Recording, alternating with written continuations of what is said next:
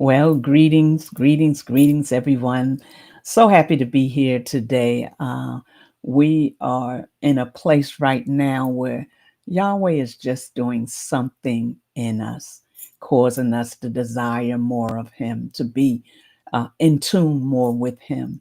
And we want to encourage you today to be in tune with Him. We were going to talk about Isaiah 61, but we won't be talking about that today, I don't think. What we will be talking about, we'll just continue to encourage. And we want to encourage the young mothers today. And let's get started.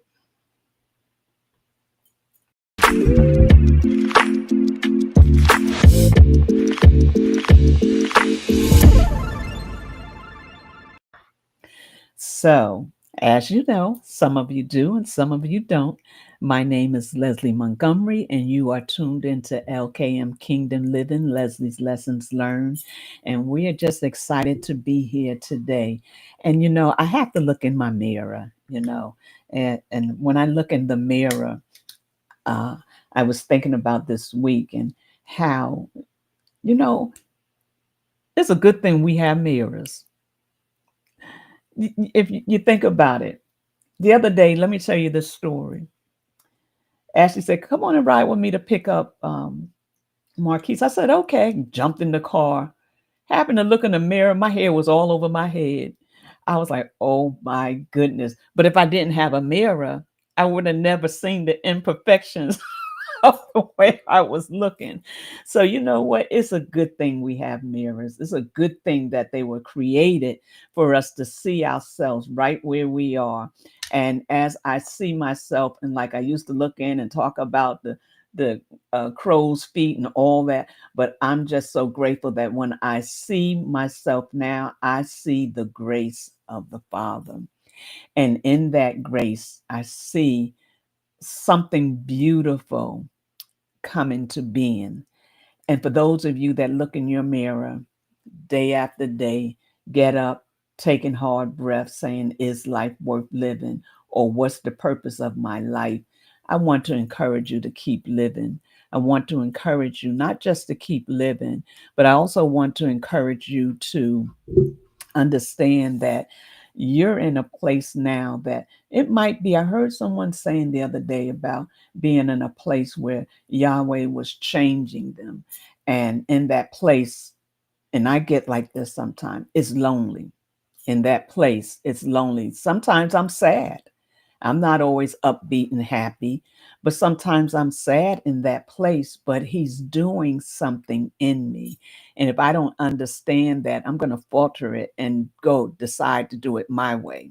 I want to encourage you, if you feel like you're in a place, you can sense him doing something, but you're not sure what it is, don't move. Be still and see his salvation, because he's doing something in you that he can get it out of you for someone else. So be encouraged today. Greetings to everybody before Minister Wanda comes forth. Pastor Daphne and Sister Doreen and Lady Linda and Sister Dana and anyone else that's on. Greetings. We're just happy that you're here. Take a moment, hit that like sign, subscribe, and share, and so that others can hear what we got to say today. Minister Wanda, how are you? I am well this morning. So happy to be here with you. Happy to see another day. And we are grateful for mirrors sometimes, and sometimes we're not. We can look in the mirror and see so many imperfections. Like I'm sitting here and there's like one piece of hair, Sticking even up.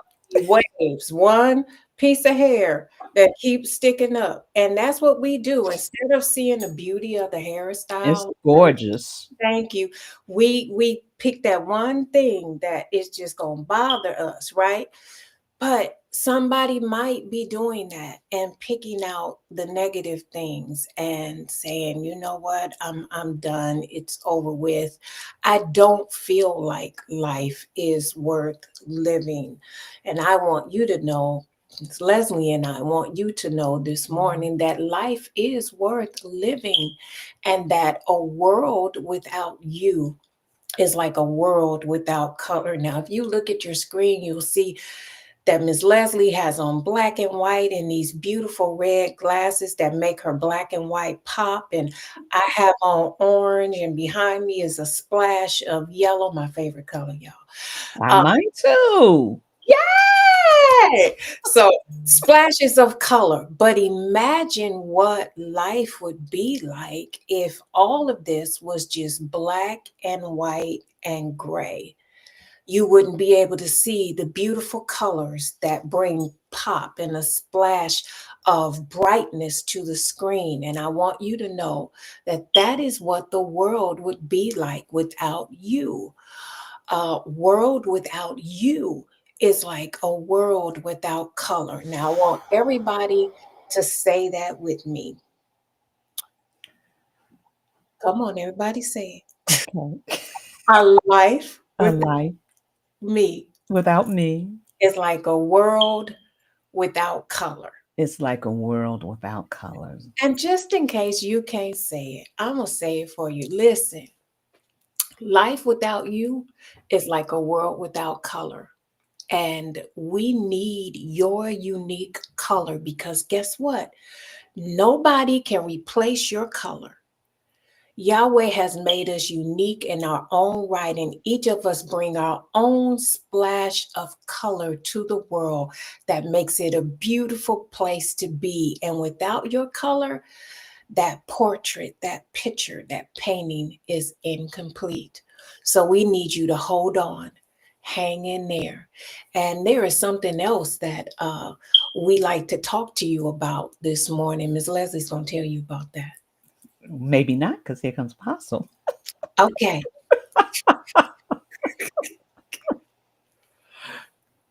Our dear Apostle is here. Welcome, Apostle. And shalom to each and every one of you. I'm so glad to be with you guys this morning. It's been a little bit rough, traveling like I've been traveling, but we're glad to be here with you guys this morning.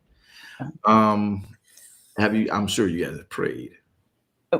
Yes, we prayed before we came on. We were just encouraging everyone to know that they're needed, and that in this time, and well, not so much this season, but in this time and era of life, a lot of people need to know that.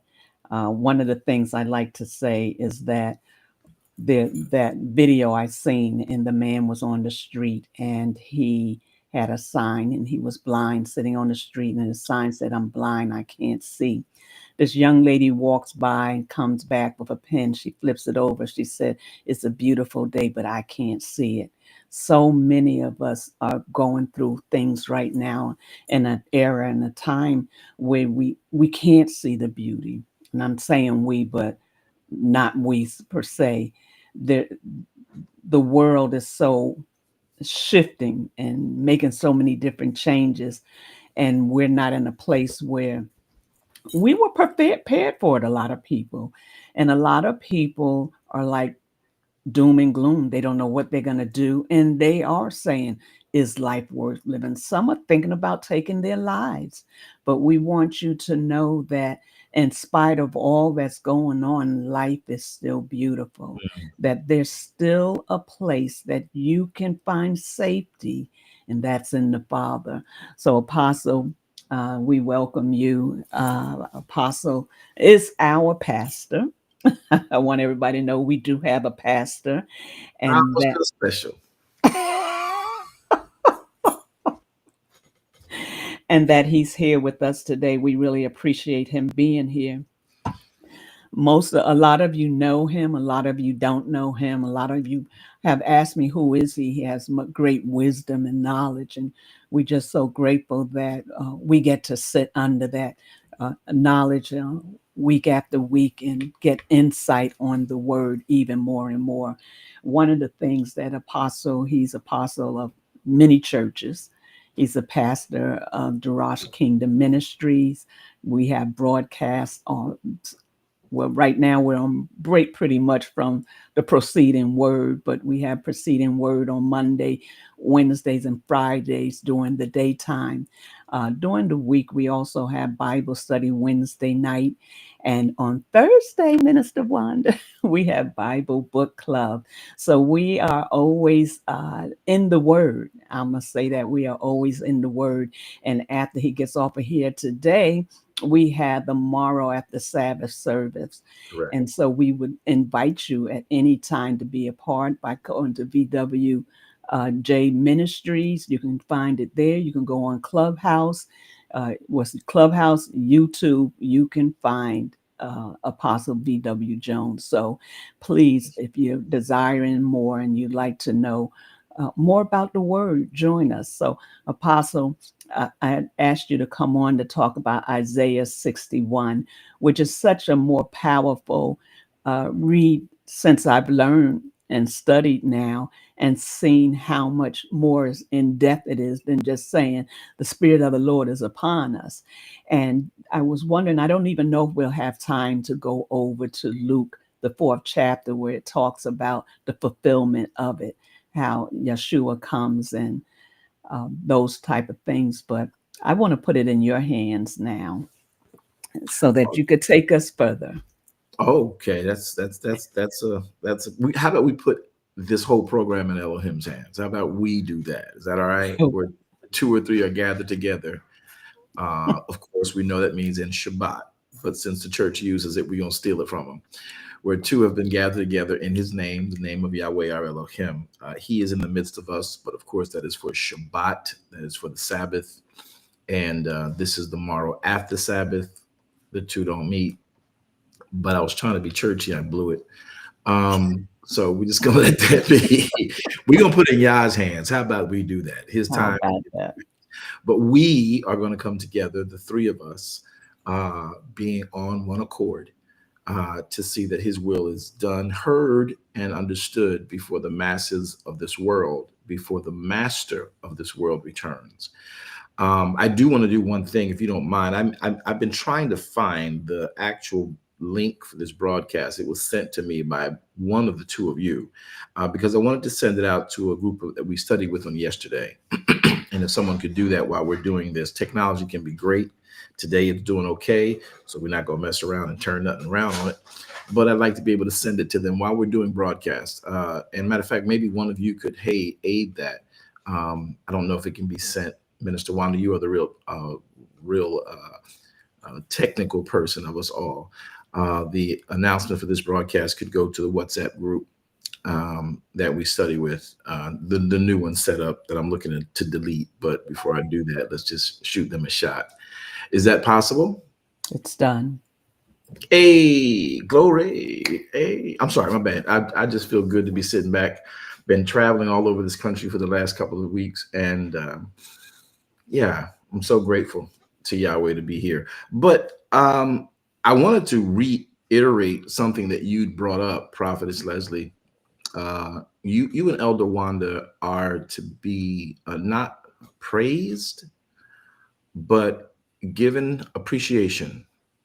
I was thinking about this on the flight back while we were stuck on the tarmac, and I was looking over my schedule, and I realized that I was supposed to be here with you guys. But Elder Wanda it's really early where she's at, and it hit me because I was doing with trying time zones. And the level of consistency, I should even say persistence, that goes with people don't know what it. Some do, some don't. Most think they do. Most really have no clue. It's just a cute thing when you're doing a little pop up here, a pop up there. But to be consistent, I know too well, outside of your time zone with a program that makes you get up 2 a.m. in the morning to do it. When you just got to bed, probably knowing her at about 12:30, and then same with you, Prophetess Leslie, your consistency to the programming that has been put forth as this beautiful podcast does not, though you'll never hear other people tell you. And the reason I'm telling you is because I live this life. It's thankless. People just expect it. They talk that it's a blessing, have no desire to sort of support it. But you know that this is something you wouldn't not do because it's your lifestyle. It is appreciated. Your efforts, your work, the time you put in to put the programs together, associate with the different guests that you have. I just wanted to take a moment. I don't have, all the flowers, but today I want to extend on behalf of Darash Kingdom Ministries, covered by VWJ Ministries Worldwide, and myself, Apostle VW Jones, its own brand. We'd like to say, though I cover you, I glean and earn so much from our times together. And if it blesses me, and if people ever took the time to appreciate the efforts you all have put forward, I know for a fact it will bless them. And so I don't want you guys to even think that you're just doing it and it becomes mundane. I so appreciate this platform that the two of you are working together at this stage to produce, that the people of this world have opportunity to know the God of this world, Yahweh, our Elohim. And I just want to say before I start, thank you for giving me a place I can come to, and not just to teach, but I also listen in and learn. And I only pray that Elohim elevates this program the way you all elevate his name. Thank you. My earnest prayer. Thank you. You're ladies of elegance and excellence and kingdom intelligence. All right. So may Yahweh bless you is my earnest prayer. Bless you too, Apostle. Bless you too, sir. Thank you. So with Isaiah 61, let me also back down into digress into something that Prophetess Leslie brought up. Elder Wanda, I didn't get a chance to hear what you had said, but I'm sure it was something interesting. But there was the comment. I was in one of the airports somewhere, and I was walking and sort of kind of in a little bit of a rush because I don't do connecting flights, and unfortunately, my administrator could only get in a connecting flight, and first class has its privileges, so they sort of kind of make you get where you got to be, and they take care of you and wait on you. But I was rushing through, and something said, slow down. And I did. I slowed down. And as I slowed down, for whatever reason, I just did. I was on I have a fast walk, and I just slowed down. I thought it was to look at something that was coming on television, the news, big screen TV. So I glanced over. I looked at it, read the words, couldn't hear the words. But then I'm like, well, okay, keep moving. There wasn't anything. But then as soon as I took my face off of the screen while walking, out of the restroom came individuals. And one of them said on the back of their shirt, you may have seen this, to the person walking behind me, the world is better because you're in it. Mm-hmm. And I thought that was apropos for the statement that you had made as I was able to connect online. And it is better with every person in the world that's in the world right now.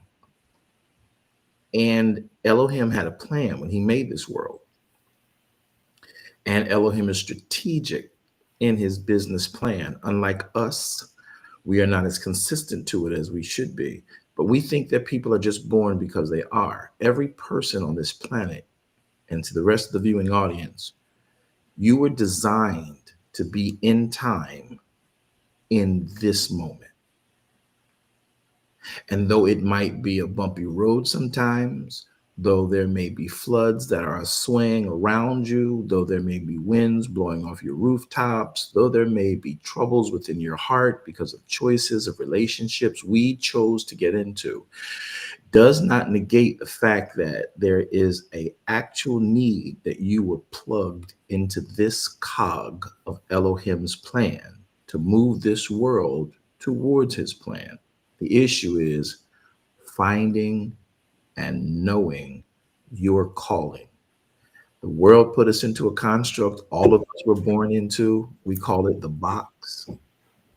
And as we were all born into this box, whatever country or monarchy we are a part of, or government we're a part of, or church affiliation we are a part of, we think that that model, that vision of government, of that box structure, is why we were made and how we should aspire to reach heights within. But the box is limited.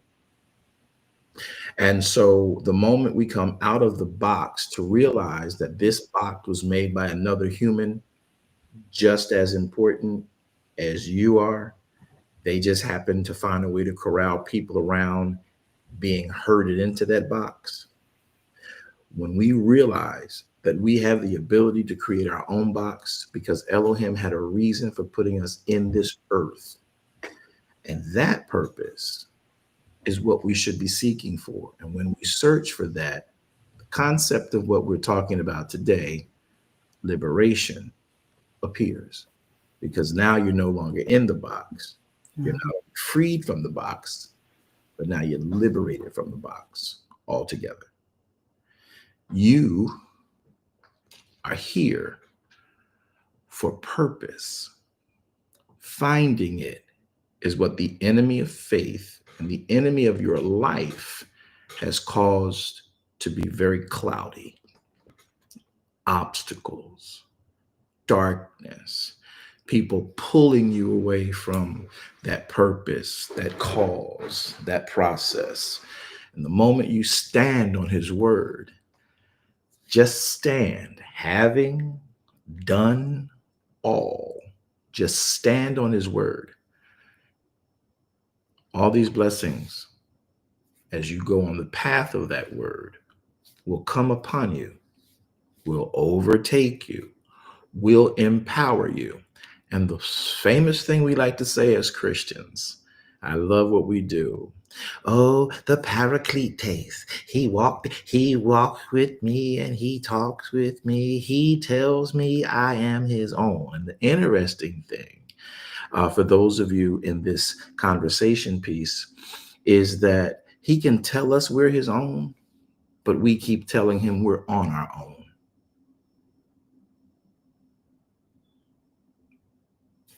And we think because we sang it, we said it, that he's going to bless our own will. The truth is, he has a will for you that we need to own. I hope you didn't mind the play on words, but I think it served the purpose of understanding you're all due for liberation. And the purpose for why you live in the earth is not your own. You were not a mistake. Daddy and mommy in the back of the Chevelle, mommy and daddy in the back of the VW, mommy and daddy in the back of the Suburban, at prom night or on date night or at the hotel or, at the speakeasy, having a good time and coming home and having a child by mistake. No child is a mistake. Every child is destined to be in earth at this time and grow in his will and leave this earth on his appointed time. The question is, have we searched for what our purpose is and what we've been appointed for? That's what makes life unbearable and in many people's eyes, untenable. But when we search and stand on his word that made the world and made you and I, Elohim's guiding light, it was not just a soap opera. His guiding light will put you in a position to see where you're supposed to head. And if you're suffering with wanting to leave this world, as I did 3 times, if you're suffering with wanting to give up and just end it all, or believe that no one sees you, no one cares for you, I need you to know that one is seeking for you. And when he finds you, you allow yourself to be found. The world will see more than what we say in that song. this little light of mine. Because when you and I, as I have come to live, search for him rather than what we want, he shows you what's for us as he desired, and your life will never be the same. And the box you were mentally and culturally born within, ethnically born within, religiously born within, will be obliterated. And now you have the shackles off my feet, and I actually can dance. You will be able to dance. I hope that I didn't take up too much of your time with that spiel, but I find and sense by Ruach HaKodesh, the Holy Spirit, you know, the one that walks alongside of us, he walks with me and he talks with me, that there are some of you right now who, like I used to be, and probably others on this platform, just wanted to give up. I made the effort to end my life 3 times. And now I don't want to leave here until he tells me it's time to go. And I don't have to have a hand in that. I just need to keep living until my battery is no longer charged. It's a big difference. It's a big difference, Apostle, and it is well needed, especially, like I said, in this time with all that's going on. And people don't have hope. People don't know what to do, and they need to be encouraged. Some people are thinking about, it's nothing else I can do with all that's going on. I'm just going to end it. And that is not, as you said, the purpose and the plan of the Father. And yes, excuse me, it's very needed in this time as the world turns, you know. And then if we take his guiding light as this world turns, we'll never end up in the General Hospital. And we will become literally the bold and, my God, the beautiful. Because you'll be able to enter boldly into his throne room and ask for whatever grace you want. It's not a saga. It's not some play. And I have to give acknowledgement to this. As I grew up learning and living with my mother and all her associates who watched these daytime soap operas, to the point where they literally navigated the culture we live in. I found out that the enemy of our faith knew precisely what he was doing with the naming of programs, the naming of songs before the revelation of his word could come out, which were directly related to his word. And so we found or felt that the enemy of faith made it so that we would never see it clearly, because the soap operas were a part of the Hellivision, and the Hellivision would cause us to get on the go tell that vision, y'all don't want to talk to me, and that tell the phone that this is what life was about. And then we aspired to what we saw on those programs. And they were miscuing and convoluting the actual power of the entitlements of their program. He is the guiding light. His Sabbath is, in general, our hospital. I'm sorry, we're not talking. No, because to this week when I was thinking about that, and when I was thinking about it, I said, well, there's more to this than that, you know. For some reason, thinking about the soap operas and just realizing the names, and it's like, wait a minute, there's more to it than that. And if you feel like this is where Yahweh wants you to stay, please do. And we'll have you come back on and do 61, because there are people that are waiting for the conclusion of 61 that we started maybe a month or so ago. Yeah.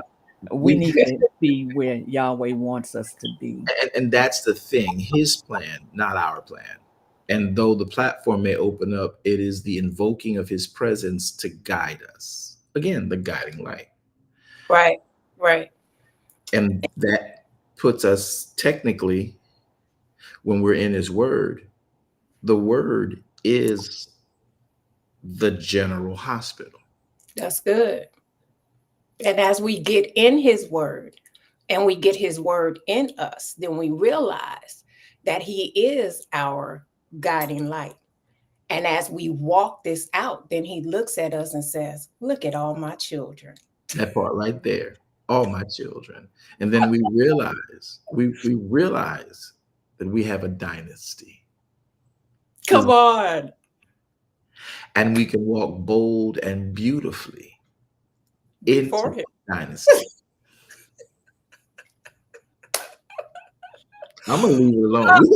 Oh, because when you don't read the word, then you don't mature. So then now you're the young and the And rest. useless. Just into any and everything. Everything. Just being led by the enemy of your faith.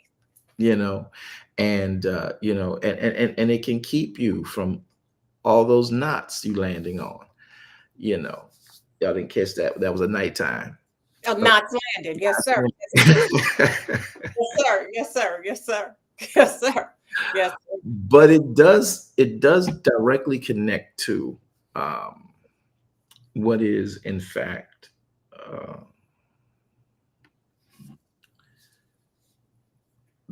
the work of the enemy, whether it's in the songs. You know, we don't associate them in the church because of religiosity and churchiosity, because our mind says, if the world sang it, I got to be separate from the world. But if the world beat you to the revelation in order to keep you from the revelation, don't get it twisted. And, you know, I sit and I'll always, you know, talk about it, you know, certain songs that are entitled Now Walk It Out. But because of who composed it, remember, every song title, every movie title comes from some spiritual inspiration, right? And we know that Elohim is still reigning in the kingdoms of men, though they may not acknowledge him. And at end of day, when I hear songs, and it works in both planes. The Christian world has songs that are more associated to not serving God, and we sing as if we're serving God. And then the world has songs that are about serving God. Pretty much every love ballad is about the love for Elohim. We connected it to the love for a person, a woman, or whatever. Come on. But when I'm thinking right now, just talking about it, you know, songs come to my head. And when I'm teaching, Absolutely. for years I've been teaching, and I remembered getting saved. And let me say this before I forget this. I remembered getting saved. Remind me of Beyonce. When I remembered getting saved, and I was so righteous and holy, a charge to keep I have, a God to glorify. This is the day the Lord has made. Call him up and tell him what you want. Won't he make you clean inside? And the old hymns, how great is thy faithfulness, and all these songs I started to download into my psyche, and I would sing them. But then I would be out and remembering songs from my days of clubbing, my days from hoeing, and my days, I did all that stuff. My days of you know, contraband use, my days of just being worldly, because I wasn't an unhappy sinner. I really wasn't an unhappy sinner. Even though I tried to take my life 3 times, I was not unhappy in the sin I was doing. I was unhappy in the progress I was making. And it felt hopeless. But to the point, not to digress back into that, but to the point that the world has songs that are made for us to see Elohim, and the church has been duped into songs that we thought made us see Elohim, but keep us as far from him as possible, because they were not given by the inspiration of his word. They were given by the inspiration of the artist's talent. And that can be based on familiar spirits.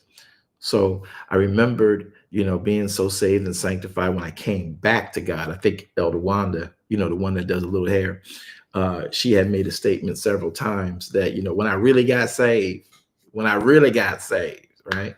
And so I was coming up in the church as a child, but when I really got saved and I came back to the Father after my attempts at suicide, and I found out that I had a real purpose, I just needed to find it. And I needed his guide to do that. And I just threw myself into the religious construct, the box. And in it, listen to the people that were supposedly cleaning the box and determining when the box was open and the windows were put up and the programmings were put on and the food was brought to the table, everything in the box. And I applied and I complied with everything in the box. And I would sing only what the box said to sing. I would say only what the box said to say. And it got to the point where I was oftentimes reminded while in the box, in my mind, of songs while studying in the box with an earnest for the God the box sold, that the God of the box would remind me of words that associated more to him than the songs in the box. And so I was going through something, and I was over, trying to take my life because now I got children, I got a wife, I got other things that matter more to me that I know I need to be here for. Let me be responsible. And I'm singing all these songs of Zion. I got them all down pat. I learned all the keys, all the riffs, all the cadences, all the compositions, all the authors. And as I was going through something and I got out of prayer, none of those songs came to mind. And I was desperate because my family we were down to like about, oh God, nothing in my bank account. And I got 2 growing, hungry children, a wife, another son that was, we were having court battles to bring him into my family. And we won, Yahweh be praised. But as a leader and a man and a responsible provider, I was in prayer, keeping the weight on my shoulders and off of my families. And, behind closed doors, I'm crying in silence. And the songs and the hymns of the church weren't coming to mind. Maybe pass me not, O gentle Savior, heed my humble cry. While on others thou art calling, please don't pass me by. Maybe, but then it made me cry. Like, I can't do it. But while I was in prayer this day with my family playing in the other room, while I was in my prayer and study time before service, a song from outside the box of the construct of my Christendom came. And the song says, and as I'm singing, trying to find these hymns to sing and hum, because when you go into this box, people teach you how you're supposed to pray. And you're supposed to just tarry. But this song broke through the window. And it was like, you ever been in your house and somebody's riding down your block and their music's in their car louder than anything going on in your house, and they're literally invading your privacy with this song? This song bust through the window. It was almost like they was breaking glass. And I heard the song by this artist in my head. And I remembered the lyrics of the song. And I just began to sing them in my time of prayer, because I'm like, Father, I need answers. The children need food. One of my cars got repoed at that time. Am I boring y'all with this? No, because it's needed. One of my cars was repoed at the time. We had no food for my children. None. We had what was in the cupboards. And my dutiful, resourceful wife at the time, and mother of my children, was making do with what was there. And I'm in the back like, Father, you got to provide. I need 2 fish piece and 2, 5 loaves of bread, 2 fish piece, miracle here. You know what I mean? And I'm praying and I'm trying to sing the songs of Zion. And I'm praying the prayer I was taught to pray. And no disrespect, but this song came in, and that song says, I'm coming out, doom, doom. I want the world to know. I got to let it show. Yes. Dun, dun, dun. And in my box I lived in, I got up and started rebuking. At first I was singing like 4 or 5 times, and I'm like, whoa, stop, wait a minute. The devil is a liar. I rebuke you, Satan, in the name of John. I'm going off, right? My wife comes through the door. She's like, my ex-wife, she comes through the door. She's like, what's going on? I said, this song keep coming to my head. And the song had been playing in my head all week long while I was at work. And it was just like a little, got just that part. And you rebuked it then. But now I'm in the holy place of prayer. And this song had come in my head while I'm reading, how excellent is thy name. And I'm crying to you for an answer. And I never realized he was giving me the answer. That's right. Because the enemy of our faith got those words, connected them to something that was so secular, we were appalled in Christendom, and we would say we'd never use. And so, like the soap opera titles we gave earlier, and we call it a play on words, for me, I'm sitting there and I'm like, something's wrong, because I began to literally vehemently rebuke the devil that apparently had come into my mind while I'm talking to the God of my salvation. And I didn't ever realize that it wasn't the devil. It was Yahweh using what was in my memory banks to give me a message. Now, a movie called Transformers. In the movies, this fiction movie, there is this huge robot, good robot, right? There's the Autobots, they're good. Then there are the Decepticons. They're against the Autobots. They want to kill all the humans on the planet. The Autobots are trying to save it. The Decepticons are trying to destroy it and use it for their own resource and exploit it and all that. And so there's this one Autobot who is Optimus Prime. And under him are a bunch of other bots that follow his lead, but they all have their own strength and power and resource. One of them was called Bumblebee. Come on, that's fine. And Bumblebee had lost.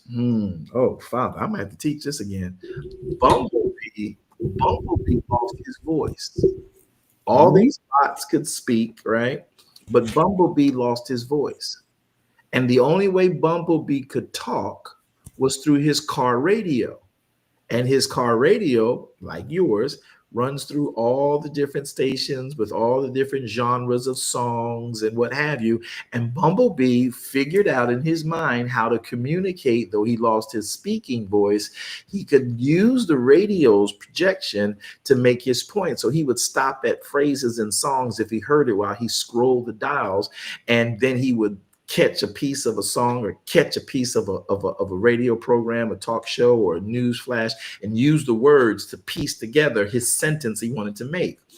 And it's the same way for many of us, because when we lose our voice in the world, though we mean good, sometimes we think that silence and just actions are better. But this time I'm sitting there and Yahweh couldn't use the memory bank of Christian songs I had to answer my question.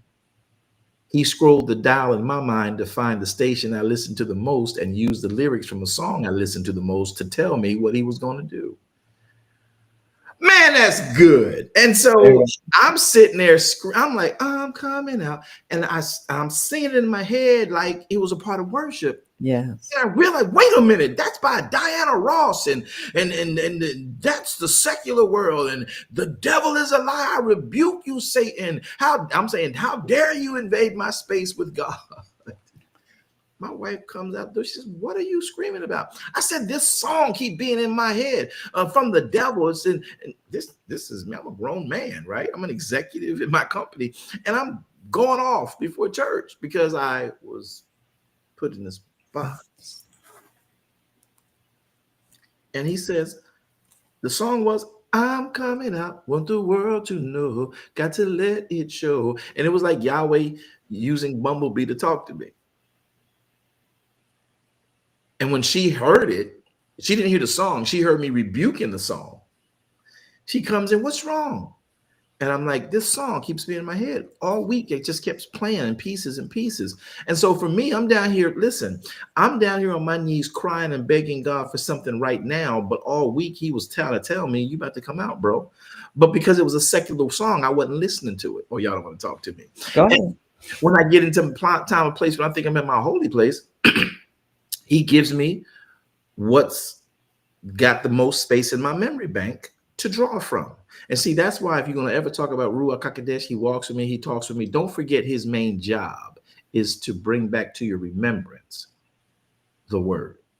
So Ruach is going to always bring back to your remembrance, unlike familiar spirits, your memory banks cache to project you forward. When the familiar spirits use your memory bank, they are to keep you still and push you back into the past and associate with all the emotions of the past.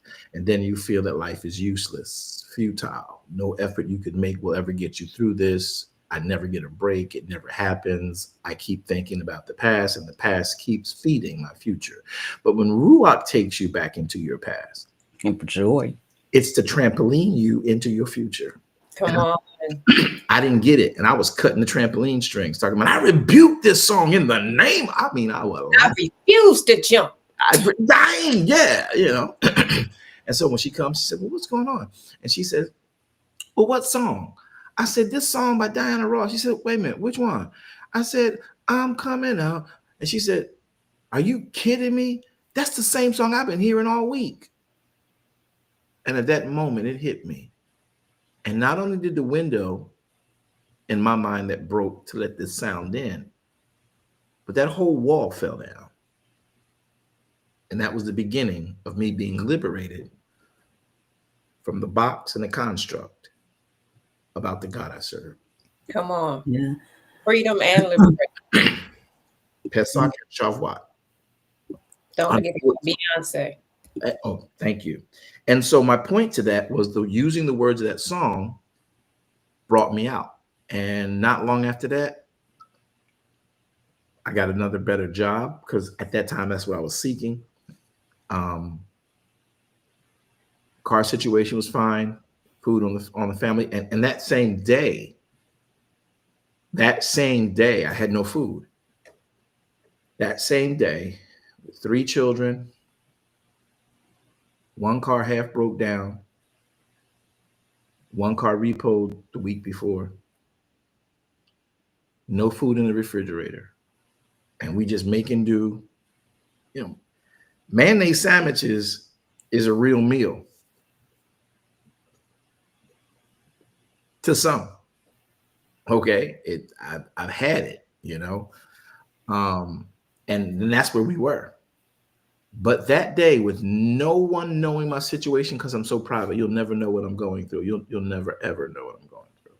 Cardboard. It was wintertime. I had cardboard, like the box I had cardboard, like packing box cardboard. Because my shoes, money was so tight, I had run holes in the soles of my shoe. I was putting cardboard in my shoe because it was brown and it looked like the leather that I had. And if it wasn't raining, you couldn't tell. Y'all don't want to talk to me. Y'all never lived the struggle life. I know. You women of glamour wouldn't know what that's about. No, we wear shoes too little. That's what that is. Come on. And so as I was doing that, and sing that song, that very day, we went out to go do street ministry with my children. I left that, and I jumped in the story, but let me jump and I'll digress back and we go to Beyonce. And so when it was all happening, I'm rebuking the devil. She comes in like, get out of here. That song been on my head too. I'm like, what? Wait a minute, pause. And I started thinking about it. And we ended up going out and doing our Saturday morning ministry, because I was over the street ministry team. And I had to get all the choir people together and the other speakers and the tech team and everybody who carried the equipment and pick up the people in the van and carry the chairs and get the tents and get all the props in the van and get the people in the van and then travel to the spot and then drop them all off. That was a whole, we That's did a process. and I got children. But I love the Lord. It's the work of the Lord. And so as I'm doing this, I come home from doing all of that work, still pondering why that song popped into my head in time of holy worship. And when I got to my back door, no one ever knew what I was going through, not even my mother or my father's. On my back door was 13 bags of groceries. Don't even ask me why. They were not No Frills brands. They were not the government cheese peanut butter. They were not the store brands. They were the brands I like, i.e. the spaghetti sauce was Prego because it's in there. You know, it was angel hair pasta. It was Purdue chicken. I'll never forget it. 13 bags were sitting on my porch. To this And that's not like what 13 bags look like today. No, right? That part. That part. This is a true story. For those of you who think that we just made this up and just going off the fly because we ain't got nothing to say, we got a whole bunch to say out of Isaiah 61 about your liberation. But I need you to understand this is a process of that as well. And so I'm on the back porch, and my children, they don't know because daddy's always provided. We need something, it's going to be there. They don't know. I can't cry in front of them. They just run into the house. Hey, y'all come help me carry these bags in. My little son is in my arms, VJ, and I carry him in. My daughter, Ariana, she just jumping all over the stuff with her little dolls and stuff. And my son Asmar, like, dang on, daddy. So he's carrying the stuff in with me. My wife and the mother of my children at that time, we're putting stuff in the house. And I'm like, who, why, and when? To this day, I don't know who put those groceries on my back porch. Don't need to. I know who caused it. That's right. And this is a true story. This ain't something made up. This is why I'm who I am today. That day, that secular song and the lyrics within, I know were hidden in that type of songs genre to keep those of us in the box away from hearing those powerful words. And though y'all might like, what groceries got to do with I'm coming out? I want the world to know. Got to let it show. Because the very next week, new job, $20,000 more a year, closer to home, because I was traveling an hour and a half away to get to work and back, and still doing all the church stuff, opening, closing, shutting down, all of that stuff. And the Saturday street ministry, which is a 10-hour thing, easy in a day with children, right? And then got to get up the next morning, go to church. And anyway, so this is what segues to Beyonce. I hope I made that clear for someone. Ruach, I hope that was clear. And after the groceries, after the reset of my life, it came from a song that was secular while I was in a high holy place. You know, the kind of holy place you take your shoes off. In my time of prayer, I got the Bibles, concordances, everything planned out. I got Yolanda Adams playing in the backfield. Open my heart. You know, I got CC BB Winans singing. I got Marvin Sapp.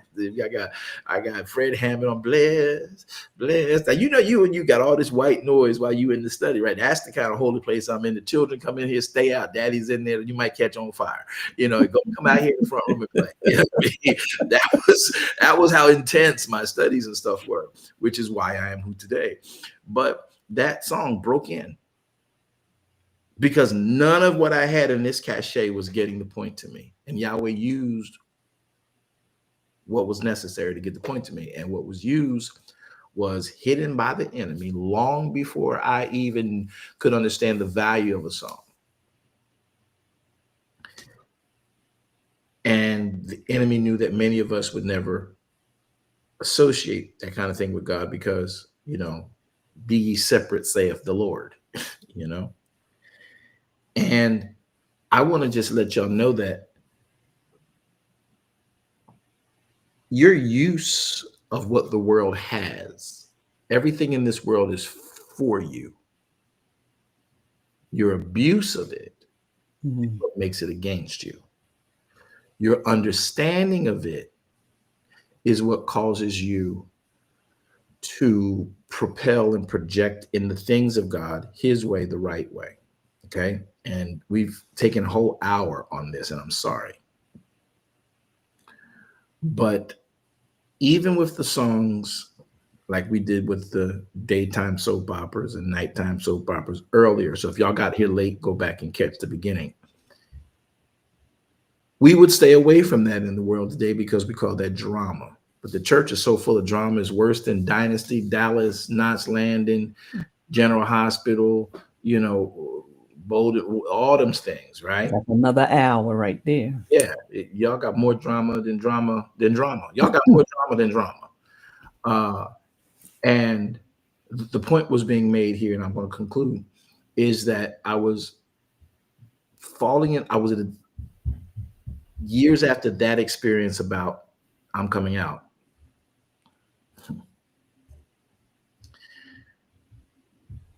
From that point, whenever I teach and I'm in a holy place and I hear a secular song, a hook, a vamp, maybe a verse,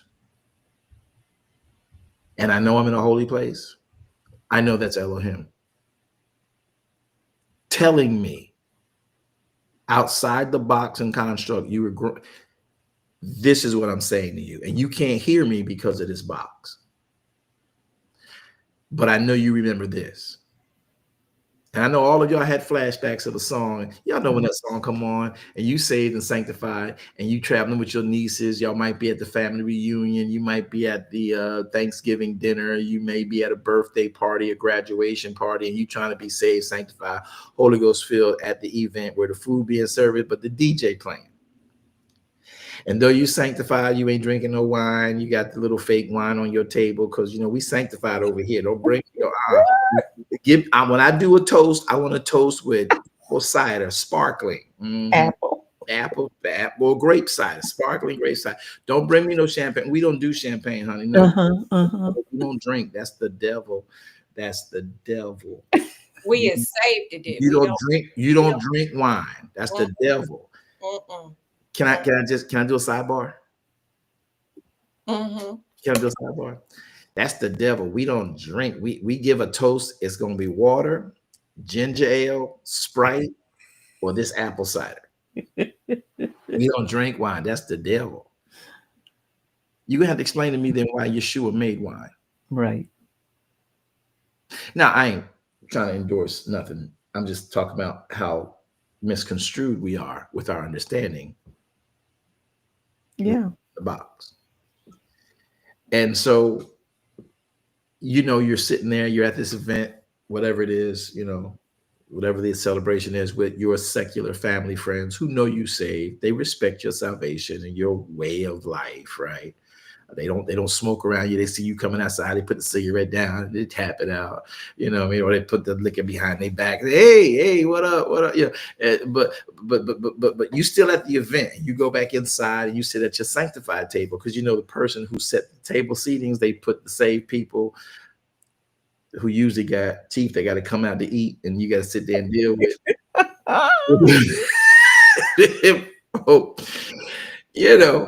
And so. But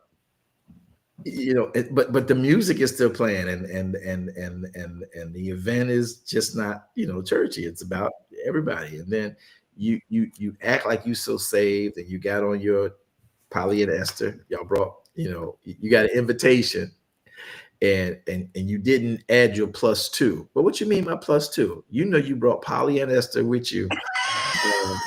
Stop that. Stop that. Yeah, yeah, yeah. Burning up hot. Talking about I'm heat flashing. No, that's not a hot flash. That's Polly and Esther. Them tricks is a mess. Listen. So at the end of the day, you're sitting there doing all this, right? And then a song comes on. It you know, it can be Frankie Beverly and Maze, because you know, at family events, that's always got to come on. Down, you know, we are one, you know, that's my jam.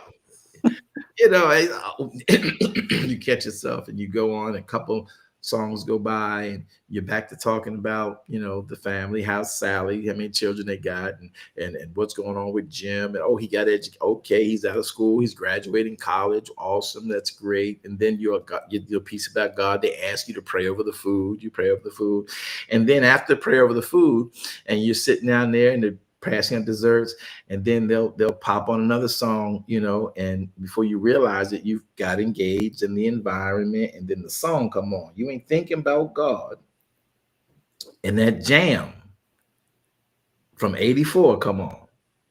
Been a long time since I left you. Oh, that's my jam, and it catches you. So my point to this, and I hope Prophetess Leslie and Elder Wanda, I have not disrespected y'all's platform here by this long drawn out testimonial, but don't think that the enemy of your faith did not know before you were supposed to be walking in faith that it would take words associated to your faith and shroud them in the secularness of this world, knowing you'd never go over there and cross that line to pull out what God has for you. And some of y'all say, you know, I heard someone say, I ain't never getting married again unless God bring me the person, put him right in front of me, and then tell me he made the ring right there in front of me to put it on finger, and all, you know, all this stuff that they do, right? And I'm like, okay, so God got to bring it down to you. Well, sometimes he does, and he did to me that day. And he hit me with them lyrics. He says, I'm coming out. I've been trying to tell you all week, I got you. And you still coming in here crying to me about the same prayer you've been praying all week, all month long. And I let you know last week, I humbled you. If you ain't listened, you don't know. I answered you, but you didn't hear me. So now that you're in my holy place, let me introduce you to a song. Wrote a song about it. Like to hear it? Here you go. I'm coming out. Doom, doom. And I'm rebuking the devil for something Yahweh is yelling in my ear. Then confirms it by me walking out the door of my room into the next room, the living room, and she's saying, what is wrong with you? Why are you screaming back there? Who you rebuking? She thought I was on the phone. And then she says, I got that same song, I keep hearing it. I don't know why, I just keep hearing it. But we were at one accord in that time, and he was letting us know, I'm bringing y'all out. Don't worry about it. Y'all been faithful. I'm gonna bring y'all out. But we couldn't see it because it was wrapped and shrouded in the secularism of this world. Yeah. So many of y'all, after that stage, many years later, I really started digging deep into who he was in his name. And I was doing a Sabbath, and I was asking Yahweh, why don't we know your names? And this was before I started to rewrite the Bible and put the names of Elohim back in the Bible, which by end of year, we are pushing to have that revised for real, for real, for real, for real, for real. So be prepared for that to be coming out. I know many of you have been asking for it. But I was in prayer in Shabbat, and it was a Moedim. And it was in fact first fruits, HaKabikirim. And I remember the day that I was teaching the people who were new to this, my physical congregation, brick and mortar church in Orlando. And it was then when I changed the name of the ministry from Crusaders for Christ, because of the name, to Darash Kingdom Ministries. And that was lit by this event. Beyonce had come out with a song that was killing the top charts. You know, I think this was even, yeah, it wasn't Beyonce. It was Beyonce, but it was before she became Beyonce. It was who was that group she had? Um, Destiny's Child. And they sang a song. Say my name, say my name. And I was in prayer, and I knew the song was talking about her, talking about, because I keep my ear to the ground with the young people, so I know what they're out there singing and saying, so I know how to preach to them. I think this is important. We're gonna let you go, Leslie. Oh my God, I'm over time. Y'all stop running away from secular things that run viral. Pay attention to them. Don't consume yourself in them, because what's going viral is telling you the message that the world is receiving in general. And now you have the ability, using their known strategy, to show people how this runs contrary to the word, or this supports the word. Throw meat, chew meat, throw bone away. And so at that time, I am struggling to teach the world, knowing my calling, my purpose, the reason for knowing his names. And I was in Psalms 91. And I'm running through and I'm researching all 123 names of Elohim at this time. And when I do this, I'm preparing a message for the masses about the importance of Elohim and what Elohim means. And all the antagonists, Elohim is that means God. That means we're all gods. Yeah, God is plural in His name. Like, okay, I can't explain it. And as I get done, and I'm in a real soft, tender place with Him, is I know His presence is there, and all I heard was similar to the way I heard I'm coming out was, say my name, say my name. And I knew the song was about, you're acting kind of shady. Now, you're not calling me baby. Who's around you? Like, she's talking about some guy she with cheating, and she like, yeah, you talking funny, you moving different, right? And he says, no, don't worry about the rest of that. Just say my name, say my name. And that was the fuel that was the fuel that fired me up to make sure we need to know his name. But it was a secular song I would never listen to, because I knew the backdrop of the artist for the song. Again, a work of the enemy to keep a significant thing away from us. So when you go to church, and I did it on purpose, and I stood up in this one church, because at that time I was, still being, asked to come and speak everywhere. And when I went, I said, trying to be culturally acceptable, still on that PC side. And I'm singing it, I'm preaching, then I just broke out, because sometimes Yahweh be like, say my name, say my name.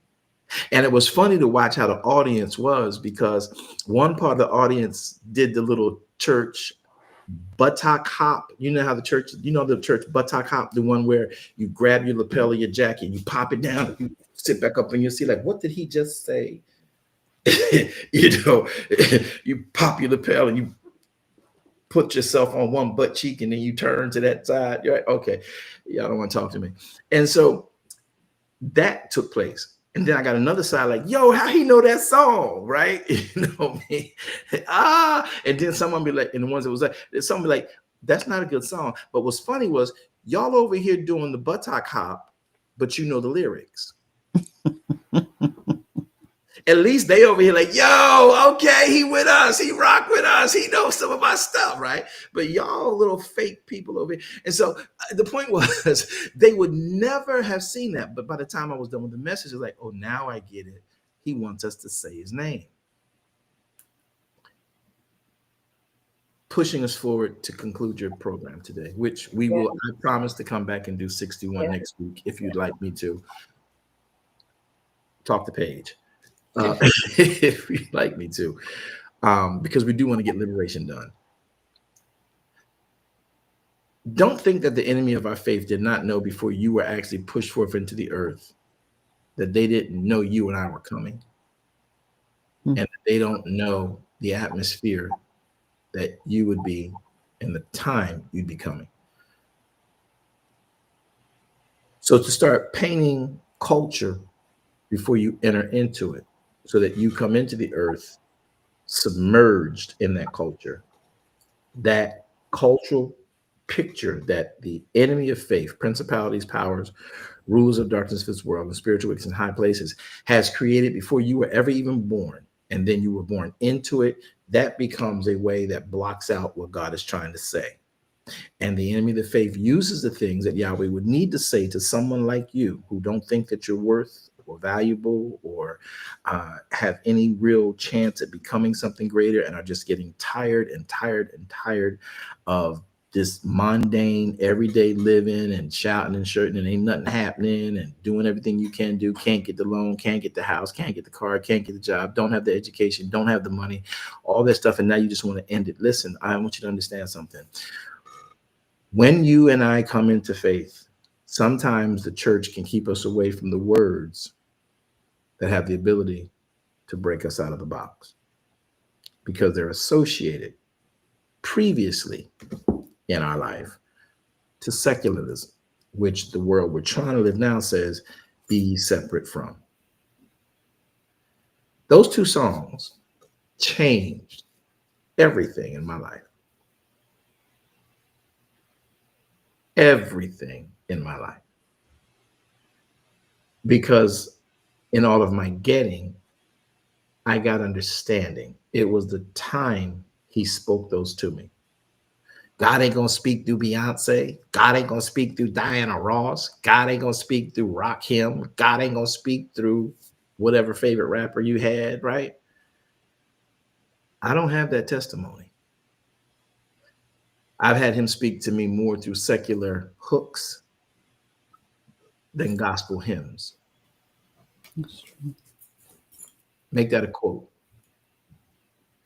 Just know the God you serve. I'm sorry for making this seem so abstract and all over the place, but I would say that it was very not profound, but when you tapped into the part where you said thinking that things is not going to change. I'm paraphrasing it. And that's something that is key to life experience, is key to where we are and what we're going through, is because we're looking at, and I'm saying we, but looking at the fact that you said the progress I wasn't making. That was a very powerful statement, because we talk about people don't want to live anymore. And part of the fact is because they don't see change or progress. Yeah. In progress. And because the efforts of doing what people are saying, you got to do this, and you do this, you're going to see God. And I wasn't seeing none of that. right. And it seemed like the more I tried, the more I'd be falling. Yeah. And you get frustrated and you fall back into what you confessed you wanted to come out of. Yeah. Forget it. It ain't working. It ain't working. So I'm going And back to what I people, know. what do they say? Oh, I tried that. That don't work. But it does. And it takes the word. I wanted to tell one of my little crazy incidents. You were talking about being in self-righteous, pulling the jacket and stuff. And my mom was Well, you did the butt cheek. You did the butt. yeah. I'll tell you that. We go, hey Wanda, I need some IT on this. The buttock hop. That's what we're gonna call it. The Christian buttock hop. Okay. And my mother had a party when she was living, and I took a chair and sat at the door between the living room and the other room with my Bible, reading my Bible while they were partying. And one of the person at the party told my mom, I'm scared of her. Religious. Yeah. Yeah. They partying and I'm sitting up there reading the word, looking at them with this pious face. Mm-hmm. And I thought about that when you was talking about just ridiculous things we do. One of the songs, and I'm gonna let you go because you gotta go, But Minister Wanda and I, my sister wrote a book called what is it, Wanda? Burn the Box. Oh, and Surrender the Ashes, the little foxes that spoil the vine. And when you were talking about the box, it came back to mind. And every once in a while, Minister Wanda and I will refer back to that book. But one of the things we've been encouraging people is to understand that they're going to come out, that it's going to change. And Minister Wanda talked about the miracle of having groceries on the steps, different things that if we hold on, if you just allow him, Elohim, to be who he wants to be. That song, believe it or not, that song had to change something in your mind. Especially when you heard your wife saying, yeah, I've been hearing that same song. There was a shift that had to take place for everything else to line up. For me to be where I'm at today. Yeah. To see the progress I did not think I was seeing. Yeah. Because I couldn't see, y'all hear me say this all the time, because I was looking through the lenses of church. Right. I was never looking through the lens of the Torah, which is irregardless of church. Boy, y'all get in trouble if y'all say that in public. That's so good. That's so good. And what's so amazing is that I've never had the experience of a secular Yahweh talking to me through a secular song, or to Yahweh to use a secular song to remind me of something until this morning when you started talking about the songs. And this is just to confirm what you said, because like I said, I've never had it happen before until this morning. As soon as you said the songs, and I knew where you were going, this song, the lyrics to this song popped up because it was one of my favorite songs. And I used to stand in the mirror and sing it because I knew I was Shaka. Oh, that's my girl. I was Shaka. And I had my brush and I was standing in the mirror and I was singing it.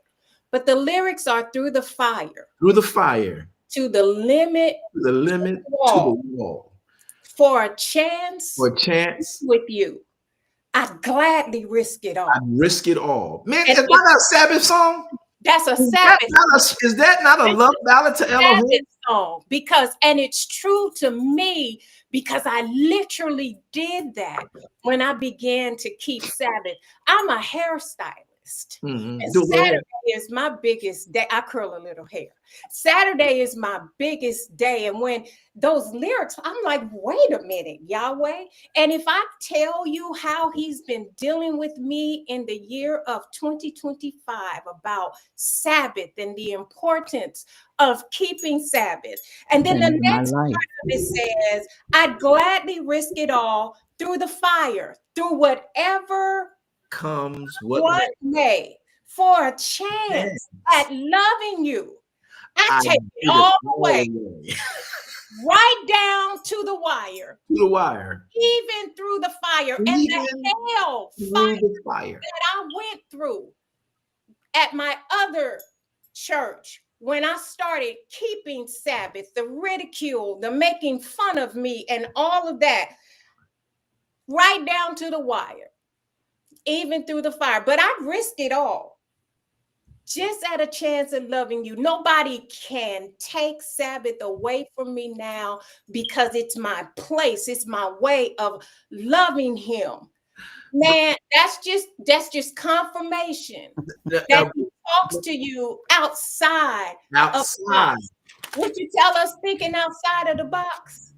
He just confirmed it to y'all. So don't be rebuking when we called it the worldly stuff. He just proved it to me this morning. He uses it. Come on. Wait a minute. That happened for you through a testimony. We overcome by the word, blood of the Lamb. Yes. And the word of our testimony. And if we don't sit and have those legitimate testimonies and not those test-a-lies and fake novels we build about ourselves and these fake documentaries we make about ourselves, and just tell the truth of what we experience, that triggers in the next person. It triggers in the next, and then like, you can't make this up. Shaka's my girl. Listen, I I used to love hot butterflies. Hot butterflies is my thing. listen, because that was me and my best friend. That it was the hook Yeah, that was it's the in hook. me. To the fire. I Yeah. was gonna be Shaka. Yeah. And when he brought that to my mind this morning, I'm like, no, what is that about? And then I started thinking about the words. I'm like, that's Sabbath. That's me. That's my testimony. Y'all, if I could put what Sabbath means to me in words, Yeah. that song does it. Yeah, no, and there are many, many more. I mean, I laugh because I was sitting here and I was about to tell you about my story with the song, one of my favorite male artists of the world was Luther Vandross, and he sang a song that was everybody knows was a romantic song. I think all my children are probably conceived behind Luther being in the background. I'm just gonna say it is what it is. there was one song we all instantly know is about romanticizing, whether married or fornicatively.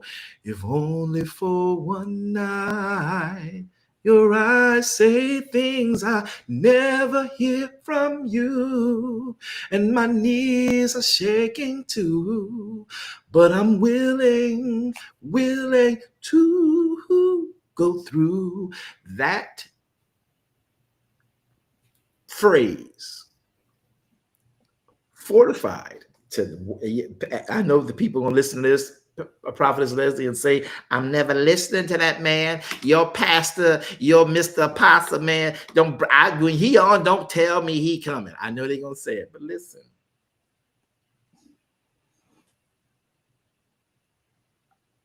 I was wanting to know Sabbath. And that song, that's when I tried it. When I heard that song, if only for one night, your eyes said things I've never heard from you in church. And my knees, I'm on them. They're shaking too. But I'm willing to go through. Now, y'all be like, you just changed the song and you don't hate it. You just like them people. Who them people that was fussing with for a long time? Kirk Franklin. You done changed the words and made it secular. Yeah, okay, whatever. But I'm standing. Yes, that's Mine was The Closer I Get to You. tough. Hey, what? Shoot, reunited, and it feels so good. So many of them. I'll be like, that's where we're supposed to be singing. But the other part of that song of Luther is I must be crazy. I must be crazy standing in this place. Come on. And watch this. And I'm feeling no dismay. Come on now. But I'm asking, man, listen, y'all. Look. See, remember that thing that went viral some years back, maybe 10, 12 years ago when the internet first came through, and it was with Bishop Love. I think he was out of the Kojic Church, and he was singing the love songs. You know what I mean? Some people want it all, but I don't want nothing at all. If it ain't you, Yahweh. Yes. You know what I mean? Y'all remember that? Did y'all remember that thing? And then he flipped into another song. He did like this medley. and the caption was, it's not what you're singing, it's who you're singing it to. Yes. And because of our religious being at the party, reading the Bible, looking like the bodyguard of God, acting like we Jesus. Self-righteous. Yeah. You must have looked like Jesus' baby sister. There go Jesus' sister right there. So Prophetess Leslie, take your program back over, child, because I gotta go preach. Yes, you do. Would you like to just go ahead and close us out? No, because I'm gonna start singing. No. We do want to thank everybody for being here. We hope that through all of this that you really got the message and to hold on And don't neglect the fact that Yahweh uses what he's made and created. And there's some things that we do with our own self, and I'm saying self-righteousness, trying to be holier than thou, we neglect. I just want, I kind of said that wrong. I just want you to know that Yahweh will use what he needs to use to get your attention. And today, if you didn't receive anything else, understand to hold on. And that maybe what you're going through, he's trying to use something in that to really get your attention. I was going to, I'm going to let Apostle close out. I'm not going to do anything. I'm going to let Apostle close out. Thank you, Apostle. I will get with Elder Page and see when you can come back on. But it was important that people understand that life is not over, that life is just beginning. And if you're in it, to dovetail with what Prophetess Leslie and Minister Wanda are presenting today, if you're in life, then you're for this time of life. You just have not been submitted to his guiding light. Mm-hmm. Real quick, I see Elder Page put in there, hold on, change is going to come. I thought about the preacher's wife when they were singing, hold on, what's it? Hold on, help is on the way. Yeah. You know, so Apostle, close us out. It's important. Well, listen, guys, for those of you who don't know, please, Leslie's Lessons Learned with Minister Elder Wanda L. Floyd and Prophetess Leslie Montgomery have been a blessing to more people than will admit. Continue to view and listen to the words of wisdom that they are putting forward from the Torah and making practical in your everyday lives. So let's approach the Father. Yahweh, you shifted this. We came with a program that has been months trying to get concluded. And whoever the persons are that needed to hear, though they themselves wanted to remove themselves from this world, we call that suicide. We know that you have given some sense of hope that they now can turn towards you and now know that some of the things that they wouldn't listen to was actually you trying to get them to hear you, because that's all they had in their repertoire and tool bag that you could use to get their attention. But the ridicule and the self-righteousness of our church education has caused us to say, oh, that's not you. So, Father, in all of our getting, help us. We pray you, Yahweh, Yahweh Elohim, to get understanding. So we're asking, hold us tight, please. And I know you're a gentleman, so you're not going to just take over someone and grab them up by the collar unless they give you permission to do so. But for those who are wandering, searching for your hand in the darkness, if there's any way this program could have given and shined any light in the direction to where your hand is extended, please help them to see your hand and then hold on to its unchanging abilities in their lives, that it would change their lives. You're the same yesterday, today, and forever. You never change. We did. Help us to see the change of our wins and hold on to the anchor that is your hand, i.e. your word. Now, Yahweh,